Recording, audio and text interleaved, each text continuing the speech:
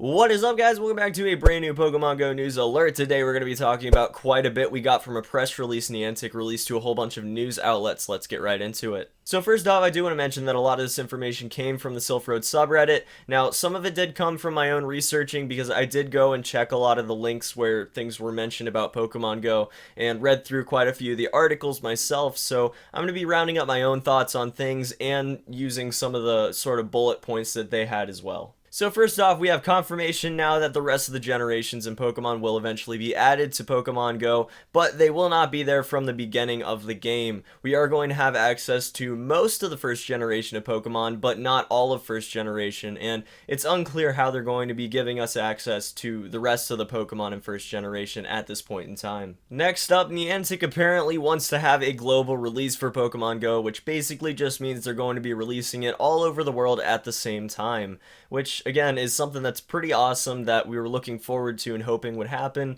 considering in the past a lot of Pokemon games have been released at different times and we've gotten spoilers and other things that people have gotten ahead of other people as far as competitive goes, and there are a lot of problems with not having global releases that are simultaneous, so definitely think that that is a step in the right direction. It also looks like our theories on biomes were correct, that there are going to be plenty of different biomes and terrains that you can encounter, and obviously just like in the real world that will affect the things that live in that area, so they're going to make different Pokemon be in different areas based on where you think they'd be around the real world. It also looks like there's probably not going to be player versus player combat. They do mention again that they don't want the game to be like the main series games and there'd be no fun in that, and they wanted to make their own unique experience. They reiterated that they don't want to make a player versus player system or something similar to that, so I'm definitely going to take that as it's probably not going to be included at any point. I get the impression from reading these articles that Niantic feels pretty strongly about the gameplay path they've chosen,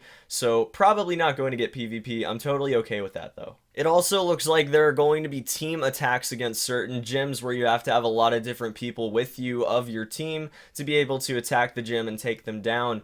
And that's really cool. We've known about that for a little while, but it's definitely going to be necessary, as we've seen from one of the developers' responses, that we are going to have quite a few people with us for some more powerful gyms to be able to actually take them down. See, I kind of like that. It almost feels like a real life raid sort of situation where you'd get from like an MMO, so I'm kind of excited to see how that works. I don't know how it works. I haven't seen any information or any footage of it at this point in time, but I definitely think it has a lot of promise, and as an idea, I think it's absolutely fantastic and probably is going to be a lot of fun. It also looks like Niantic directly addressed the depth of the game, and it's really pretty reassuring, honestly, for someone like me that plans on making a lot of strategy content for the game when it comes out, that there's going to be a more serious side of the game and you can delve deeper into the game and the strategy of everything and sort of analyze the best way to go about battling and all that.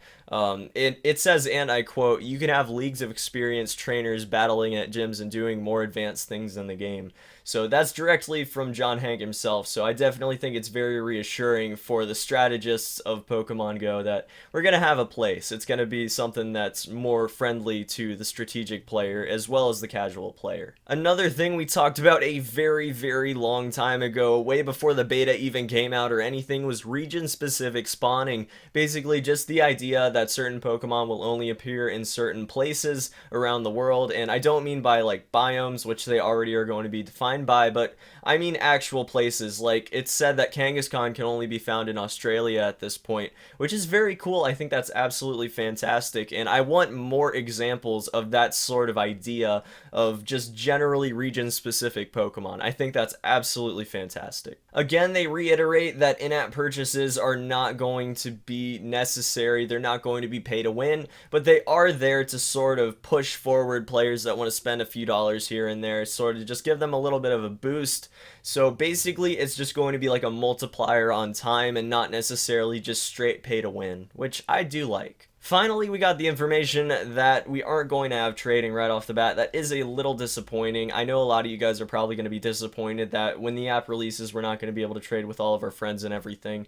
But there is some good information we can glean from this, so instead of dwelling on the negative, let's look at the positive here. So the fact that they even feel the need to mention that trading might not be released in the first release of Pokemon Go means that most likely they have a strict release date they have to meet, that Nintendo or the Pokemon Company International have have said that they need to meet a certain release date, that they have a deadline in mind, and that is very, very reassuring for the actual release of the app. It means that we most likely will be getting the app sooner rather than later. It also is mentioned that it will be out later this summer, which again makes me think early July. Now, I probably missed some stuff here, but you guys can go check out all of the articles yourself or check out the Silph Road thread on it. There are a lot of great comments and everything, and a lot of great discussion going on the Silph Road subreddit. So again, guys, check out the link in the description below and go join that community. I can't recommend it enough. And guys, that is going to be about it for this one. Hope you have a fantastic day, and hope to see you back here for the next Pokemon Go news alert. Till then, peace.